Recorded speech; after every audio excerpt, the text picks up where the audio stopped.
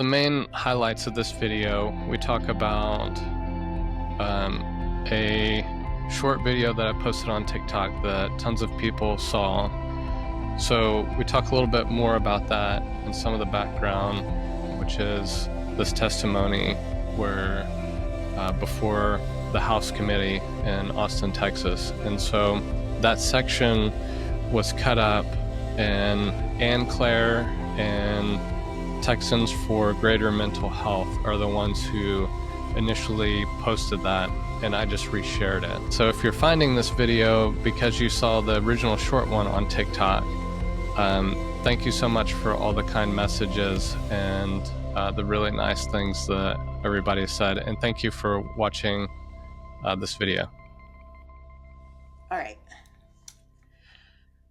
So a couple things we were talking about looking at. So you've got that post up, and it's got a lot of views. So we were saying how many at this point? I wouldn't be surprised if it's over 120,000 views right now. And when I posted it, because I don't use TikTok, I'm just looking at it right now. I mean, I just started using TikTok. When I posted that, I think I had maybe something like 6 followers on TikTok, and 5 of them were spam, like bots. And then within, a day or two, like I'm looking at it right now, it's like over 1,000 people have followed the account. And I've been doing Instagram for a long time. I don't have 1,000 followers on my personal Instagram. But yeah, so a lot of people saw that, and it's interesting. It's been fascinating. I'm not sure why I posted it, but what I haven't told you about is some of the comments and messages. So people started direct messaging me, and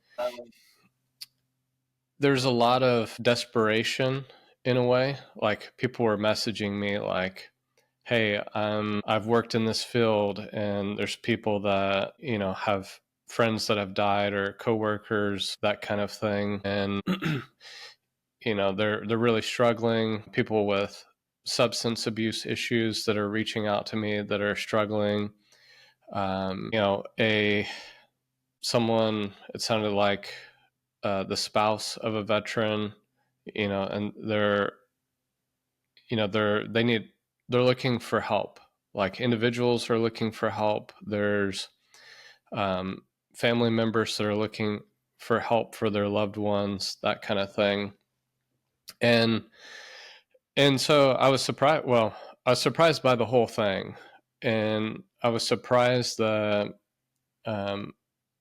people were messaging me, and also I'll inject this real quick, is that I've also gotten messages like, direct messages that were just, some nice, kind things. They weren't necessarily looking for help or anything like that. They said some nice things. And then I had one guy who's like, hey, when I was 2, my 6-year-old brother died, and I now think you're him. And, like, bro. And I was just like, hey, I think we're all connected in some way, but, Was anticipating. so I have messages like that too.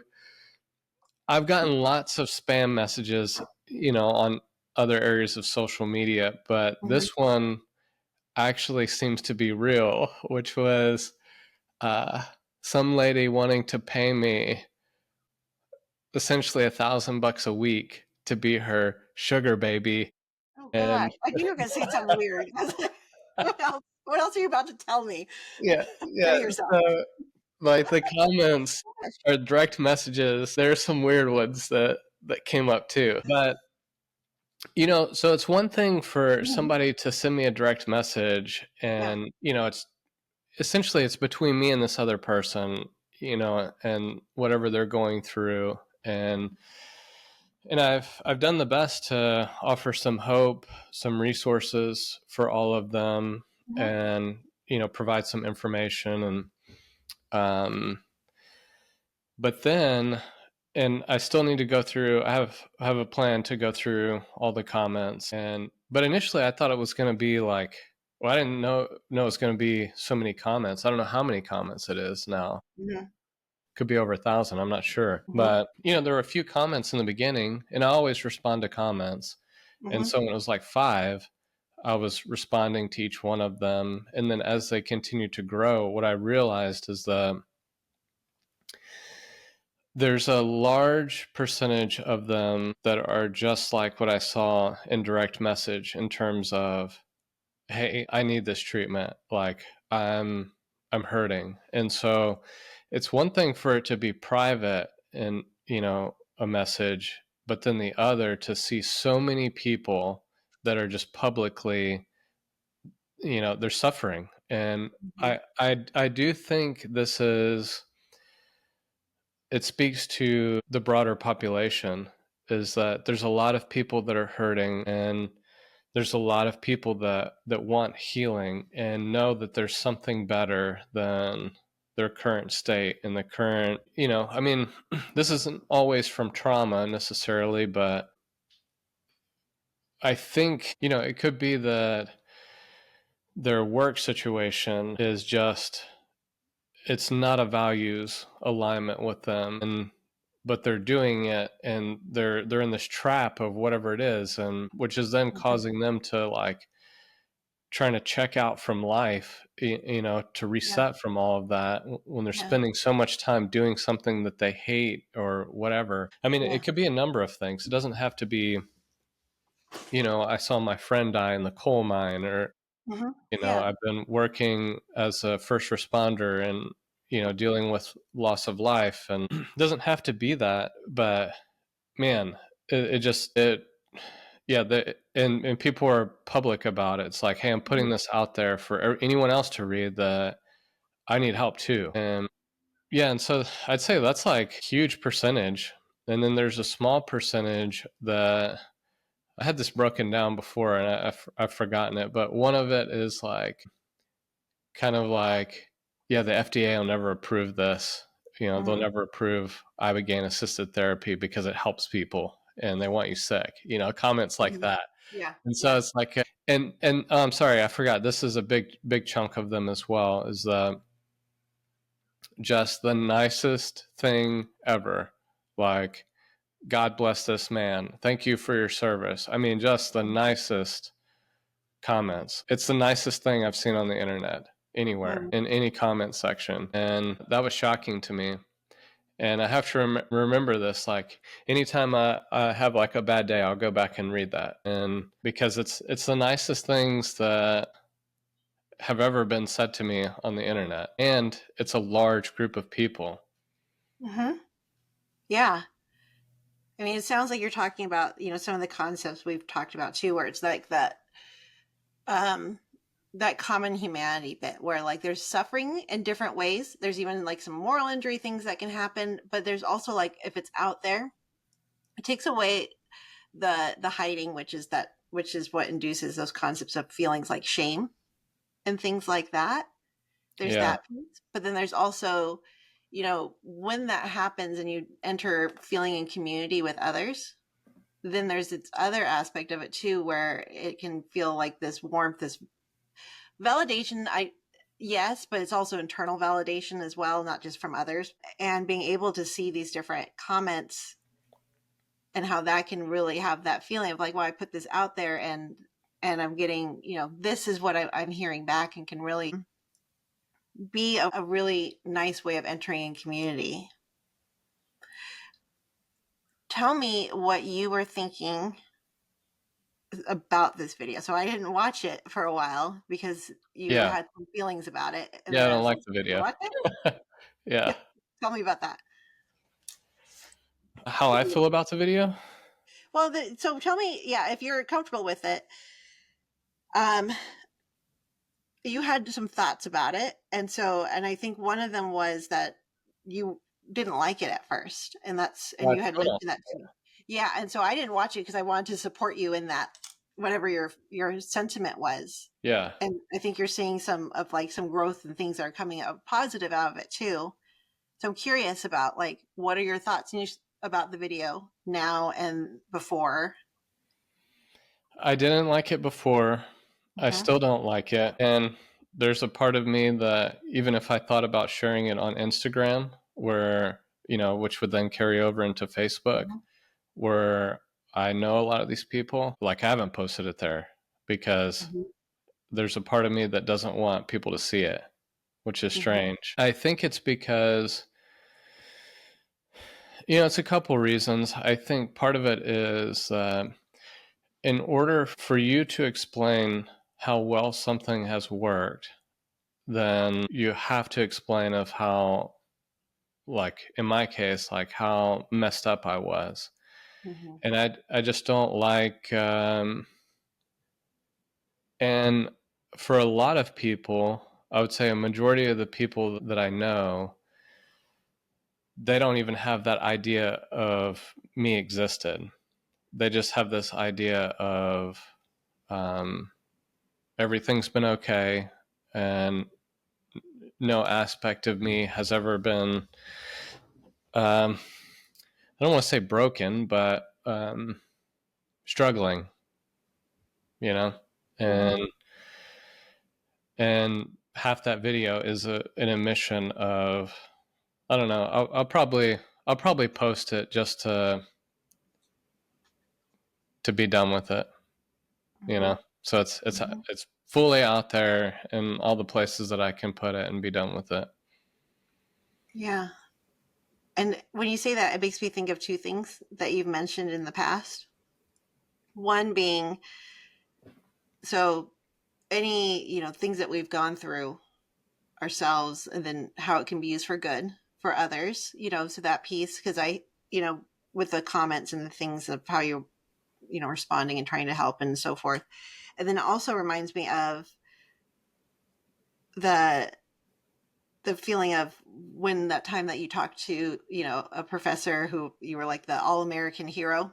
And then it just like when you told him what we were really going through, it just was like did not go over. And I remember you used the word shattered, and I thought that was a really strong word. Yeah. I was actually thinking about that when I was just describing. Yeah, it's the same thing with, yeah. So I have that thought of there's other people that I know and care about that know me as well. And it's potentially going to shatter this view that they have of me. And this is true. So I don't consider myself as a hero or anything like that. Mm-hmm. But this is so true with, if you think about a lot of the heroes that people have, and and I'm talking about like real people, not like comic book characters kind of thing. Mm-hmm. I think for the most part, and this is why there's that quote, is where they say you don't want to meet your heroes because you find out that they are flawed, and they're severely flawed, and flawed just like everybody else. And so I would say in a similar way that, there's that probably feeling with myself is that, yeah, I mean, I have tons of flaws, and also maybe some people have this perfect image or something like that of me, and it's gonna shatter that in a way. But at this point, I'm just like, the more I talk about it, like the more I'm just like, whatever, I don't even care Mm-hmm. anymore. Like at this Yeah. point, if, because I think what I'll end up doing is that there's people that I want to be around, and there's people that I don't. And Mm-hmm. if I have to uphold some kind of image that is not my true self, then it's Mm-hmm. exhausting Yes. at the point to where, which is good, where I'm tired, Mm-hmm. so like whatever. If Yeah. if this shatters someone's idea of me, then, I'm sorry. But and if that changes a relationship in a negative way, then probably weren't supposed to. Mm-hmm. We're just in different places. Mm-hmm. Yeah. We had talked about before, like that mask that can happen. And it sounds like you're like just dropping the mask. This is who I am.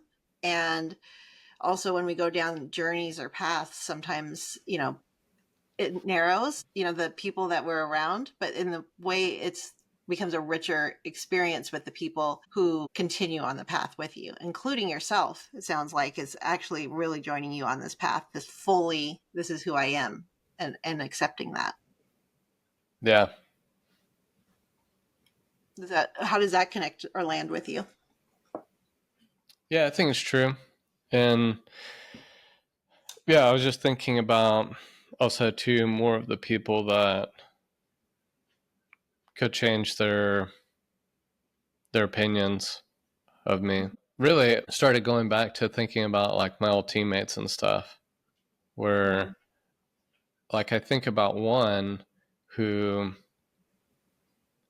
I can remember when he became a team sergeant, he was calling me. Like I've been on the army, I don't know how long, and Mm-hmm. he's like, "Hey man, like what do you think I should do?" And like not what he should do, but just like asking for advice and things. And I was stunned. I'm like, well, one, I've never been a team sergeant, and I've been in the army for who knows how long at that point. Mm-hmm. But that same person also, this is over 10 years ago now.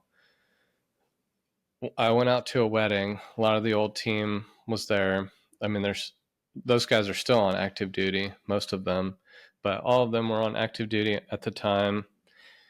And I had, these are factual statements, is that I had a business that I had just recently sold. And, uh, and that is true. But maybe the perception was that you sold a business and maybe it was some big business and, like you just cashed in, and which that was not the truth. Mm-hmm. But how I was introduced to, I remember this same guy saying at this wedding or reception or whatever, he's like, "Hey, this is Chris, and he's now the richest man in Texas. He just sold his company." And I'm like, "Man, I've been broke for a while. I mean, really, really. I mean, that year I was starting to have some money coming in, but man, I was getting by, just getting by, and." And actually, another one of my teammates doesn't even know this, but invited us out to his wedding and we didn't go. And I think he's still pissed about that. But I had no money to buy a plane ticket. Mm-hmm. I was broke as shit. But if I were to say something like that, or I mean, I could say something, but, the image that they have of me of that time is not what is described in this video. Mm-hmm. Where, I mean, there's not much of a lower point than you get than I was at. And I don't know. I think about that. Yeah. Some of these other people, I care about them as well. But I think thinking about my teammates is where they have a different view is, but at the same time, it's like, whatever. I feel encouraged to share it regardless now. Well, I mean, what I'm hearing is the not fully being seen, the assumptions made, whatever it is, but not like actually seeing you. And this is you being like, this is fully being seen for who I am Mm, or have struggled with or whatever it is. But you're like, literally, this is you, and you're allowing that being seen piece. And from working with you and just, some of the things that you've shared, you're, in my opinion, one of those people who is really gives a lot to others. Like you're like a mm, solid human. Like just thinking about like, the Gold Star family thing with like the donations for, when uh, you won the the shopping academy. spree, but you Yeah. donated it. Yeah. Like that's like thoughtful. And, maybe what's really there, like that's who, a big part of who you are. And so, cash out, things like that, that's not necessarily you. And it sounds like it's this like being seen thing that you're about to really put out there, but also is important to you. Yeah, a lot of other people are finding value in Mm-hmm. it. Yeah. And even if it's just, I don't know, the 5 or 10 conversations that I Mm-hmm. had with those people in direct message, to Mm-hmm. give them some resources and information out of the 100,000 people that have seen it. If it's just those 5 that end up actually transforming their lives because of it, man, that's totally worth it. Mm-hmm. Mm-hmm. I can totally hear this in you, because you remember you were telling me about that movie. I watched it, the The Burma. Free Burma Rangers. I watched it Yeah. last. I mean, I Alex. listened I like to listen to a lot of things, and I listened Mm-hmm. to a clip from David Eubank this morning Mm-hmm. driving Did to you? work. Yeah. Yeah, so it just makes me think of like that little girl, right? That basically anybody, right? That he, I mean, it was just this one family and all of this, you know, days and everything just to try to save like these people. And that's enough. Like this is the focus. And it's that really fitting within those values and following the path that, you know, has been laid out for him, you know, that through faith and all of these different things. When you say this, even if it's just those 10 people out of, you know, this is worth it. If it's one, it's worth it. And just really connects, makes me think about that. And so basically I think of too that, you know, liberating the oppressed piece as well. Yeah. What did you think of the movie? I liked it. I want to look up one of the quotes that he said, because I was like, I want to write that down. I was like, no, just keep watching. There's like a lot of really powerful pieces to it. One of the things he said was a lot about um, the concepts of good and evil. I thought were really interesting, and then the heart itself. Like if you were to draw a line down the heart, um, it's like I'm going to ruin it if I try to get the quote right. But I thought it was like this really powerful piece of like merging different selves. And then also, you know, he was talking about if it was like Lord of the Rings, if it was just like, you know, it's just the orcs on this side, but really that's human life is much more difficult than that. And I loved this too about the part where he went to Iraq and he got down, he was like in front of everyone, and then he hears like God's telling him like get on your knees and pray, and so he does, and then that is actually what opens the door. Just a lot of these things of where he's, and then even the moments of like how he frames different things in his mind to do the work that he does, and how he's also like carved this out for himself as a missionary, like growing up like that as a kid, but then building into this other piece, and then feeling things like, you know, when ISIS killed that family, like, you know, he's like, I want to kill them. And then he prayed, and then, you know, it's like the vengeance is mine, you know, that says the Lord. And he just was like, okay. And so the way he was really able to just, I mean, it was such a constant theme for him and such a heavy thread in his life, his faith, that it's like it kept him really on a path.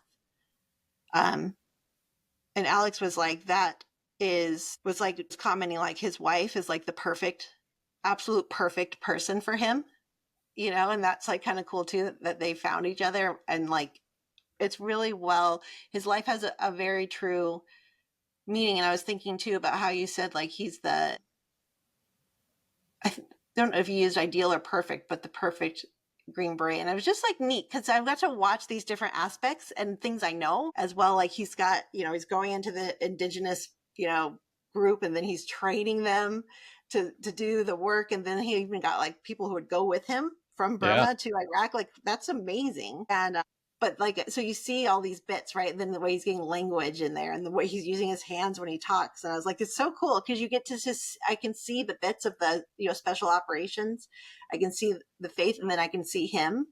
So it's just like it is a really neat thing. So that's what I was taking from it. Yeah. He's a great human. I was trying to think how to phrase this. I think there's quite a few SF guys that know of him. Mm-hmm. Um, but I would say he's probably the most underrated SF guy. And this is kind of a bold statement, but he may be I would say, the greatest living SF guy, and maybe ever. Mm-hmm. Mm-hmm. But it's interesting. I was listening to a clip. This was from, I think, maybe like 4 years ago, like a clip from a podcast he was on, which he doesn't consider himself a warrior, more so a not mercenary, missionary Yeah, yeah. is. You could totally And see. it's interesting. When I watch the movie, it's fascinating to see how much I have changed, from when I first saw the movie until Mm, now, because I didn't understand this concept of love loving everybody and yeah. praying for your enemy, and I just didn't get it. And then in the movie yeah, like where he could take some kind of revenge kind of thing, and I'm like, I don't get why he's just not trying to kill as many of these people as he can. I don't get it. Uh-huh. And which now I have I have a better understanding of it. It makes more sense to me. Yeah. And I thought about this too when I was watching it last night, with how it hits me of where I am on my own journey. Like no matter what happened or how intense things got, like it was always like turn back to God and pray, and then follow this path because it's part of that path. And it made me feel like there's things that I find, really intense that I have to face very soon, but I am doing it for the right reasons, and I can lean into that. And it just gives a lot of perspective as well when watching that. So I just was like, wow, that really hits in a way that may not have hit as much in the past until I had my own, battle to fight to help others as well. But I've been doing it purely through prayer and faith and everything, because that's like what kept me going. Otherwise, I really would have gone off the rails. Yeah, it's interesting. I was thinking about the one story that he told where this Mm-hmm. was in Iraq. Mm-hmm. He wasn't a part of this, but maybe the day before, there was some munitions that were dropped. One hit a house and killed all of these bad guys, and then Mm-hmm. another one skipped and ended up hitting like a house with, I think he said everything from like, it was a small child to like a 60-year-old man. It was 8 Mm-hmm. like good guys that were killed in this house. And and so it's the next day, and there's this huge funeral that's going on that they came upon David Eubank and his guys. And he was asking, like, and they're like pissed. It's like they're angry and everything. And he's asking like, what's going on? And they explained to him that, these guys are pissed about, the 8 people that were killed, and they're like, you can't go over there because they will kill you. Mm-hmm. And long story short, he ends up going over there, and yeah, they kind of want to kill him because he's an American, Mm-hmm. and Americans just killed 8 of their, friends and family. And at a certain point, he ends up getting on his knees and putting his arms out and saying, if you want to kill me, you can kill me. But, and he's apologetic for what happened, even though like he he himself is not responsible or anything. And they don't. And there's even one guy that he describes who was just, it looks like he's just a half second away from lunging at him, kind of thing. And he even turned to, there's another American that was with him that was maybe like 50 feet back. He even said out loud, like, hey, that guy, like, if he kills me, that's the one that you've got to watch out for, because if he kills me, then you're kind of on your own at that point. Mm-hmm. And so he essentially has so much trust that it's kind of like offering his life in a way. And what came of that is that they ended up they're like, hey, we're not going to kill you. And then he turns to the guy who looked like he was going to kill him, and he's like, okay, well then, if you want to kill me, like, I'll give you my life. I can't give you anything else because the apology and all this stuff was not working. And Mm-hmm. he's like, that's the only thing left I have to give you is my life. And he's like, no, I'm not going to kill you either. And he said they all cried, and he became really good friends with the family that had lost their loved Right. ones. And it's super powerful. You know, it reminds me of the statement that love always wins. and Yeah. and he's showing kind of one of the greatest forms of love. Mm-hmm. And you can't give anything more than your own life. He even said that. He's like, I don't have permission from my wife or kids to give my life, but I'm offering you that because that's all I have left, and there's nothing else that I can give to you. Mm-hmm. Mm-hmm. That's like, I feel like that's something that really follows in that, you know, living like Jesus type thing. Like, this is what I have, and that's all. And I listened to when you're saying the love. He had said that the antidote to evil is love, and that really hit me because one of the things that we say is the antidote to shame is love. Mm, And that's a lot of what you and I are even talking about too. You know, it's hard to put it out there. It's hard to show sometimes, and even if, how do I say this? So I'm just going to say it from my own perspective. I feel like that's easier for me. It was hard to put it out there. The concept of shame itself, it made it worse to not put it out there, but it was because it was something that was put upon me, and I didn't want the people who did that to win. And I didn't want them to see that me hurt. Like, I'm like, I'm fine. And I refused to like allow that. But the more I fought it, interesting. the worse it got. And then I had to give in to the feelings at some point in order to get to the concept of self acceptance, self love, and allow that to happen. And then the next step after that was the forgiveness of the enemy. So, or, you know, the people who have done this to me. But I had to start with me first in order to get there. So it was just, and it makes me think of that other book that we were talking about at Hell's Gate. Is that right? At Hell's Yeah. Gate. And he Okay. has something in there about like when people do things or have done things and it's created something in you that is actually stronger, that it's a teacher. They like, he thanks them. Thank you for teaching me. Um, you know, and how he embraced some different things too. I agree with that.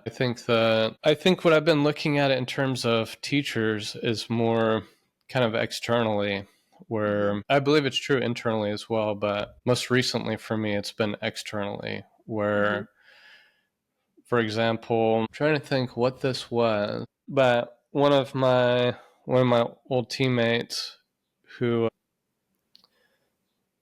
I don't want to get into specifics, but they're going through something very difficult, and I was really sad for them. And I was thinking about how too this is my teacher in a way, and Yeah. there's something that I'm learning from this. But I think where it comes in a lot of ways for people is the things that we get angry about.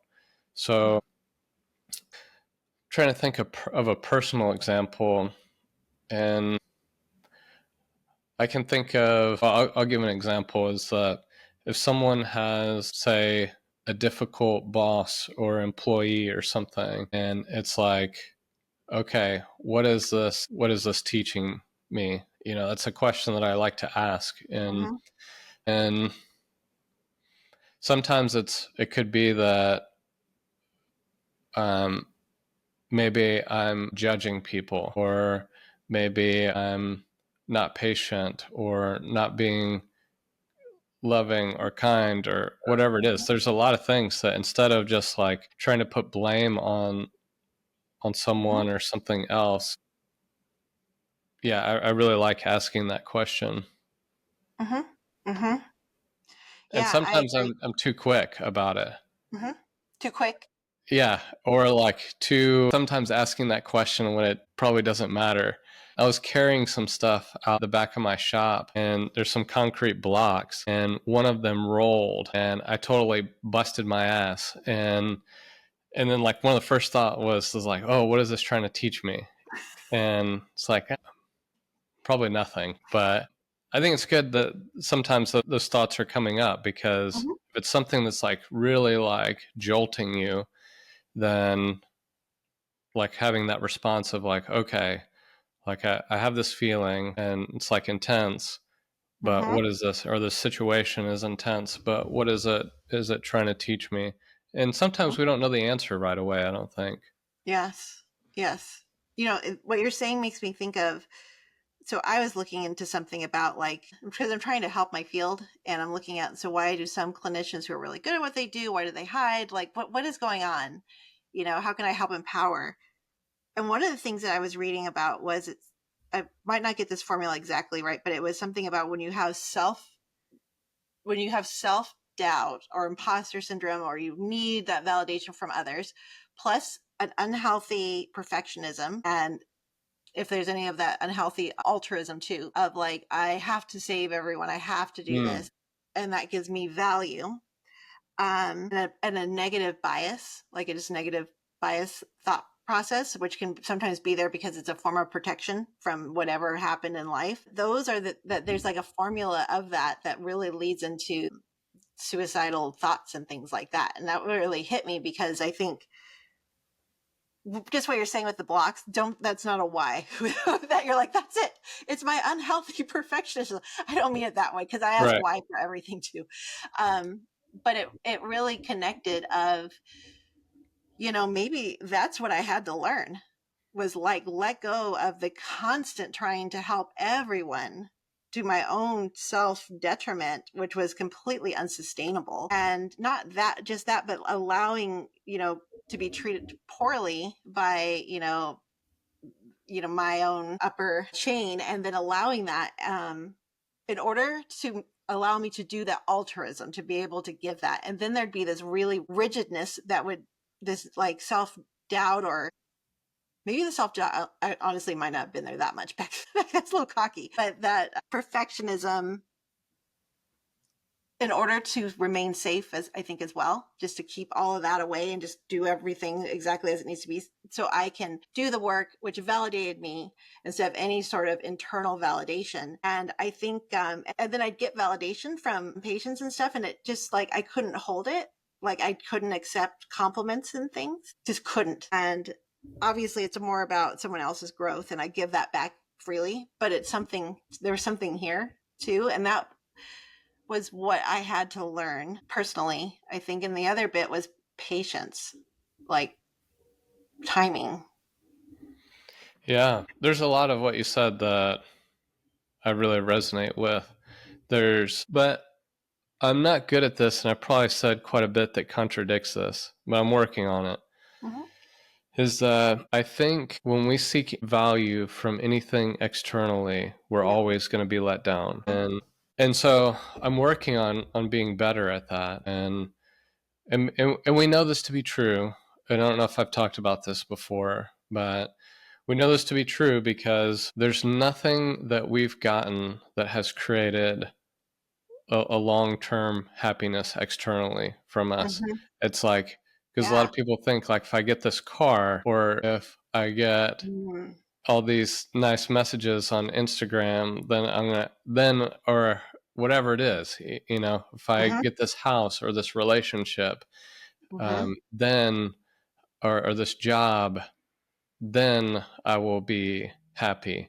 And the Mm-hmm. thing is, when you get those things, um, either you're happy for a short period of time, and you Mm-hmm. feel like, then I have value, and Mm-hmm. it's short lived, or uh, like we've talked about before, Mm-hmm. there's things that I've gotten and then felt worse when they happened Yeah. because it's like I'm waiting to feel like I have value. I'm waiting to feel Mm-hmm. happy now that I've gotten this. And truly nothing's changed. And Mm-hmm. so, and I'm not perfect about this, but it's something that I try and keep in mind. Yeah. That's not where my externally, that's not where my value comes from. Mm-hmm. And I think the first part is like, first, this is at least my experience was, especially when I was dealing with that awful shame cycle.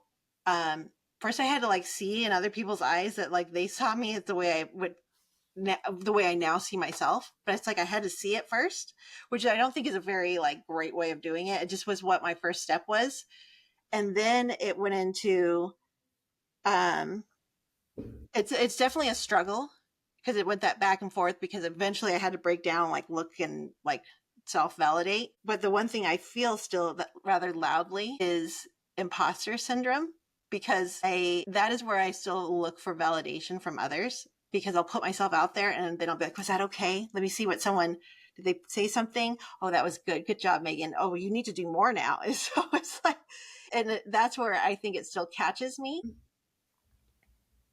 Yeah, but because you're right, and then maybe, and it brings back that just awareness, kind of pushing through even the unknown, putting yourself outside that comfort zone, but having some of those skill sets to be like, I can self validate. I can see myself clearly, and I don't need to rely on others seeing me. Yeah, I think in a way it becomes freeing when Absolutely, when we become more of our authentic self. I completely agree. Yeah. And it's interesting that there's lots of like, and really they seem like they're concrete, a million foot high walls. And the reality is that there's something small that we have to just hop over.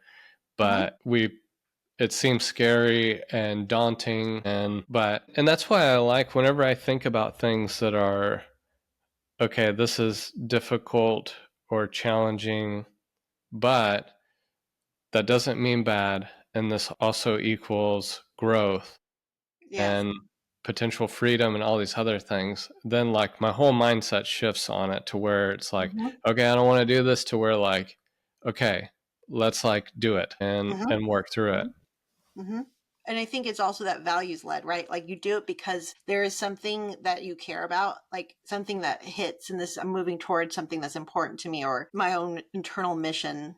That, at least that's what a lot what pulls me forward is, I, if something is hard, I'm like, yeah, but I'm motivated to do this because XYZ. That's a lot of what kind of propels me in a certain Yeah. direction. But I've been thinking a lot about the like the freedom of it, and I've been thinking of it as an eagle. It's my current thing. And I've been listening to, I've been listening to the song too much when I hear my son on Discord say to his friends, hey, have you heard that Leonard Skinner song, Freebird? It's super cool. And I'm like, oh God, that's because I've been listening to it. Because That's I'm awesome. like, I'm free, and like lean into that sense. Because I realized a lot for me, at least, was the bars, the shackles I put on myself as order to like stay small when I really just need to be who I am, which was bigger than that. And also permission that that's okay. No one's feelings are hurt if you go ahead and be who you are. Not because I'm being mean, but because I always felt like it could be, it sounds weird when I say, but better than, or at least who I totally am. Like I'm not allowed to be that good or good enough, which is completely, feeding into imposter syndrome. What a mess. Like the whole thing's a mess. But when I actually can feel my body, my shoulders hurt, and because I feel myself actually Mm. trying to get small, and I'm like, dude, open up your own cage and like fly away, like stop. I agree, like there is this freedom with it.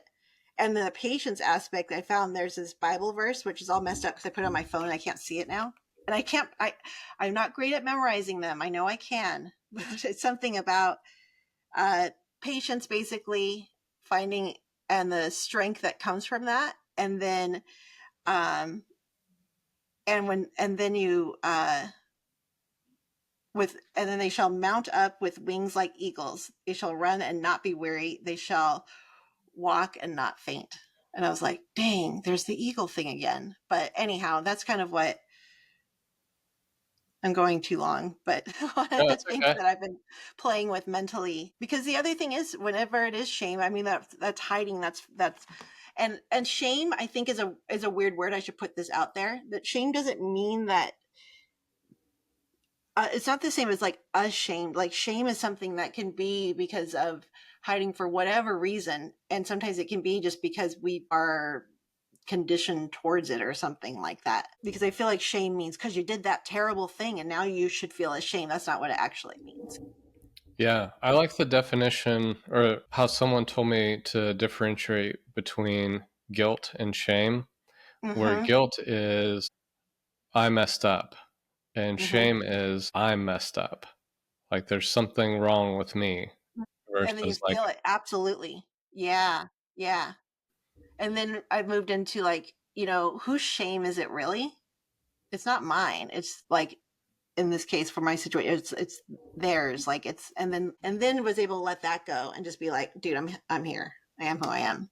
yeah, So I felt like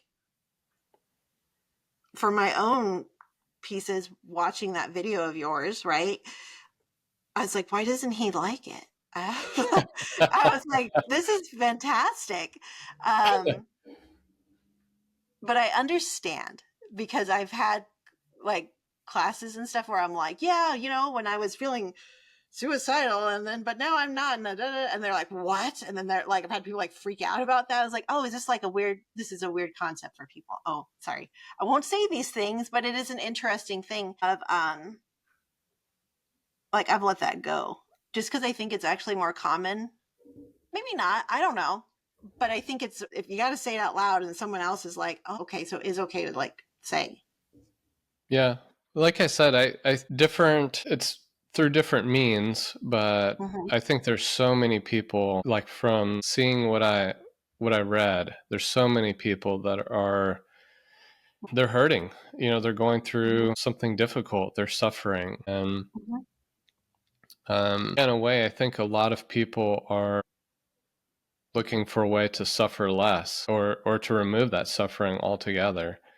And Mm-hmm. I think this is true for the most part. Is that I don't think you can spend a significant amount of time on Earth and not go through something really difficult. Mm-hmm.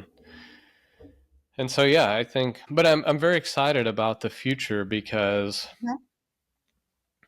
there's a lot of people that are at a point to where it's kind of like almost like this rock bottom where it's like, okay, I'm tired of this and I want to be Yeah. better. Mm-hmm. And when you get to that point, you're kind of at the point to where you're willing to do just about anything to get better. You're Mm-hmm. willing to put in the work if that's Yes. what is required to Yes. make these changes. And for some people, like I know some people that uh, they're not able to get grants to go do Ibogaine or anything outside of the country. But it's like I know some people that, and it's expensive, and Mm-hmm. some people are like, I can't afford that kind of thing. And I'm like, if you really want something, if you want to get better, you're going to find a way. And there's people that have done like GoFundMe's, from family members, and then they got the money that they needed within a few days, and then a few weeks later, they're outside of the country getting the treatment. Mm-hmm. Or, I mean, if you want to, you'll find a way. Mm-hmm. And and I think a lot of people either they're like, okay, I don't care, I'll pay, or Mm-hmm. I'm gonna like yeah, they're just wanting to get better. And the more this spreads and the more that people find healing, man, the impact is going to be enormous, and it's going to transform the country and ultimately the world. Mm-hmm. And a lot of these Mm-hmm. conflicts, I mean, I'm not saying this is going to happen like next week or next year or anything like that. I anticipate it to be a slow process. Once it's fully signed off that Texas is doing the FDA trials for Ibogaine, I mean, who knows how long before that will start? It could be a couple years from now before it starts. I don't know. Mm-hmm. I would kind of expect that with how fast because it was 2021 when Texas approved the VA to do trials for psilocybin for veterans. and they just started that maybe 2 months ago, like dosing the first patients. And so, almost 4 years later after it was approved. So could be years before they start doing trials. I'm optimistic that it won't be that long, but yeah, so it's going to take a while, but in the end there's going to be a greater peace, way less conflict, especially in places where there's been conflict for thousands of years. I think we'll see in the long term that lessen and eventually stop. And I think if the people themselves are willing to go into looking deeper at themselves, right? Like wanting that change, because not everyone gets there. Yeah. And then it does take work. And that's one of the things that, sometimes I even think people who do a lot of work on themselves don't even recognize that they do that. And what I mean by that is awareness of mindset, working with mindset, right? Like it's not like it just switches, like you have to work through it. It does like have a large leap of like, okay, I'm ready for it. Like your mind is open and ready, and shame actually, the area of shame in the brain actually like deactivates a bit, right? So it's like it's so ready for this. And then we purposely continue that where we shift mindset. We do integration of whether it be meditation, whatever the thing is, in order for that deeper sense of like what is going on internally, so I can get out of the pattern of that and change that neural pathway. And because the brain's like totally ready to change, it's like, all right, let's do this. But you can go either way. You can go where you just keep following, the way you've always done it, and be like, oh, that kind of worked, but nah. Or you can like be like, okay, here's step one, and I keep going, which sounds daunting, but it isn't, because because it begins to feel right. um and I think it starts with that, radical self-acceptance, which is, I think step one is like, I need help, and here I'm going to go for it, even if it's Yeah. something like I need a GoFundMe or something like that. Does Yeah. that make sense? It does. Yeah, I agree. I'm running short on time. Why don't you tell us before you go, how did it connect for you? How did it hit you when you saw? Because all I got was the text from you, was like, which I was like, oh my gosh, I called Alex. I was like, guess what? He's like, well, I'm at work. And I'm like, okay. Anyways, he's like, that's great. And that's just his personality. So he texts me like, here's the, the past and everything. So you literally, you went, you did, you went up, you stood up, you said all the things, and put yourself out there, and then it's gone forward. So how did you feel when you got that notification? Or Well, actually, I have all my notifications turned off on TikTok. Like, I don't. oh, I mean, not for that, but for like whatever. So you sent me Oh, that image of, I think, with like Amber and and Marcus. It says yesterday's thing. oh, you're talking about You know what I'm talking about? yesterday. Yeah, yeah. I just saw Okay, Kyle with okay, so chat. the image was, yeah, the image is from us of the what we're calling the Legislative Day of Action, Mm-hmm, where somewhere around like 8 or so veterans, and who had gone through Ibogaine, and we're having closed door meetings individually with congressmen and mm-hmm, senators, and but before we started doing all that day in Austin, there was a press conference, and the picture is of that mm-hmm, press conference, mm-hmm. and Marcus and Amber are at the Yeah. podium, and Mm-hmm, myself and some of the other guys who would later be meeting with these senators and congressmen are mm-hmm, standing with them. mm-hmm. And the caption for it, or the text on the image, Yeah. says, "The House and Senate approve Mm-hmm, FDA," essentially what is FDA clinical trials for Ibogaine in Texas. mm-hmm, And so the next step is for the governor to sign off on it. And but otherwise, it's fully funded, $50 million from the state of Texas, and then matched by $50 million from private donors. So $100 million to do wow. FDA trials. And Mm-hmm, so when I saw that, initially I was excited, also too, because I'm such a like dummy when it comes to politics and all that. I'm like, does that mean it's going to go through or no? Or, Mhm. like I, I just, I should be much smarter on that, especially having gone up to the Capitol so many times this year about it.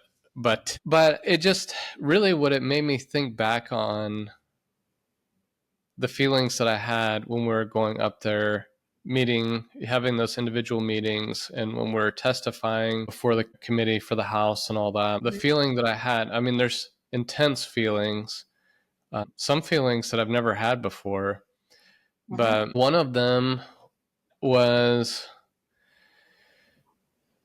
and I'm trying to think how to phrase this properly, but I feel like I've done a lot of things that have been really meaningful in my life and other people's lives, very significant things. Mhm. And the small part that I was able to play in this, I don't think it's quite possible that, well, it is the thing that I've been a part of that is the most meaningful and will be the most impactful up until this point, for sure. Mhm. Mhm. Yeah.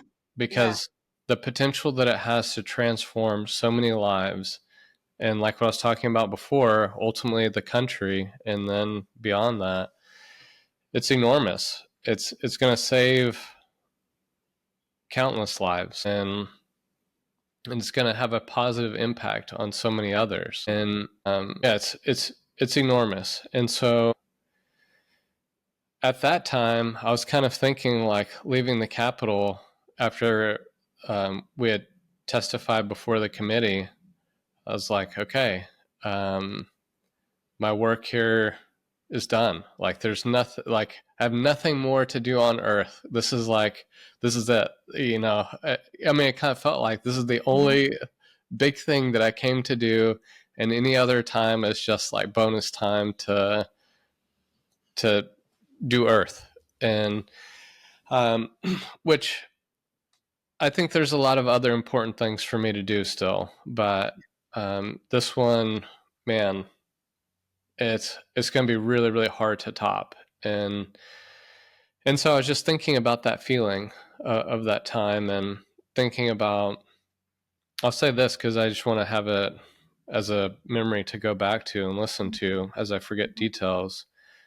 But when we testified before the committee, there were, I think, 12 of us that testified in groups of three. Like three would go up, and then we each had, I think, 3 minutes to speak. And Mhm. that's where that video came from, Mhm. is me testifying before the committee. Mhm. And I think it was 3 minutes, 3 or 5 minutes, I can't remember. Either way, it's a lot to shove into a short period of time. Mhm. And after everyone had gone up, and it felt like maybe half hour or so, but I think we were in there for 4 hours, because we would say our little bit, each person, the committee would ask questions. And the first group of three, each said their little bit, which was Marcus Luttrell, Mhm. Dakota Meyer, Medal of Honor recipient, and Marcus Capone. And I can't think of his name right now, but the neuroscientist Mhm. who is from Stanford, who works Mhm. with Nolan Williams. And it's so funny. I was talking to the neuroscientist just before we went into the committee, and we're just like bullshitting like normal dudes. And and then I'm hearing him talk, and I'm just like, holy cow. Like, this guy is so smart. He has the brain of a neuroscientist. I mean, it's just razor sharp and just so intelligent, so knowledgeable. And but when everyone had gone and were leaving the room, I had the thought of, this was such the perfect mix of people, because you had Mhm. people with special operations background who they needed this treatment. You have someone who has founded an organization to provide grants so people can get the treatments. You have the neuroscientist. You Mhm. have someone who's an attorney who's been working on the opioid crisis and how this all ties in and can speak to Texas being able to use the intellectual property and all this stuff. I mean, it was just, you had a mother who had lost a child to addiction, and just, oh gosh, it was just such the spouse of a Mm-hmm. veteran. And Mm-hmm. it was just such the perfect mix of people.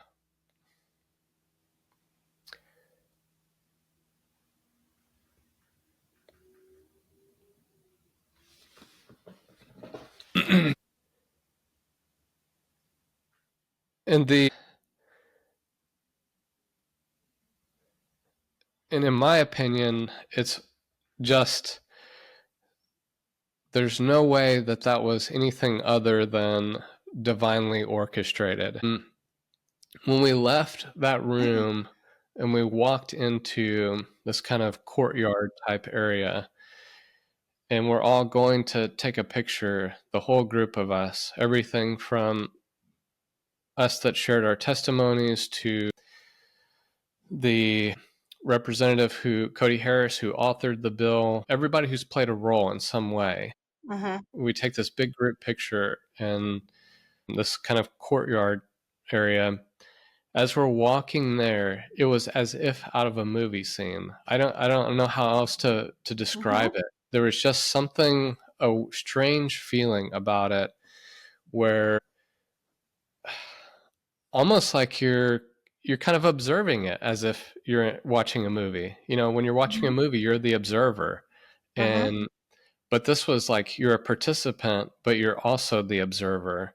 Mm-hmm. And things were almost moving, it's not like they were moving slower, but almost like they were. There's like a fluidity to like people moving into this courtyard area. And this was not the case, but in a movie scene, you would see like just a perfect image of people moving, and the light is shining Mm-hmm. down just exactly right. And just the imagery was just so movie like. And I guess the only other way that I can describe this is that I almost forgot this.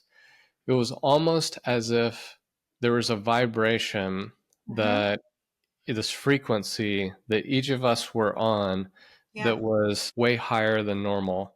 And I've experienced this a couple times. Just like it just, in a deeper sense of connection, like this is Mm-hmm. a team, even Yes. though we we weren't like rehearsing together or anything like that. We just kind of all came together for the day, did what we had to do, and then we're all going to go back to doing our own things. And Mm-hmm. so just this syncedness, this, I don't know a better way to describe it. And Yeah. There's like a lot of power with it. what's that? There's a lot of power there. Yes, I'm tracking. Yeah, it's just, I hate to use this word, uh, but magical in a way. Mm-hmm. And Mm-hmm.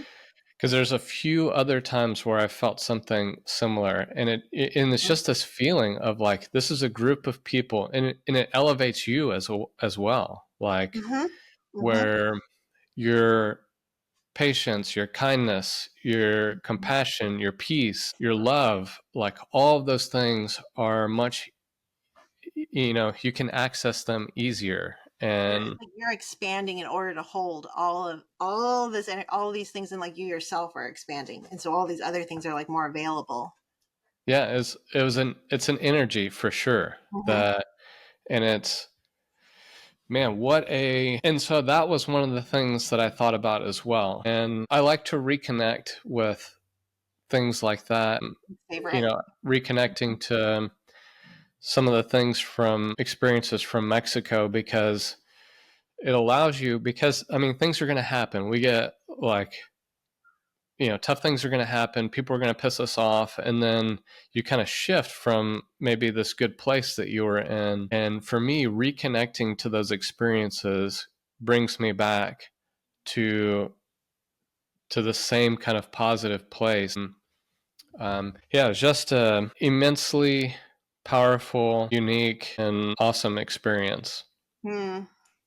And that's why I wanted to hear, have you say it. And I can tell you, like, as an American, what it does is like I feel all of this, and I feel like a lot of pride. Like, I'm really like proud of you guys because you went and you did this.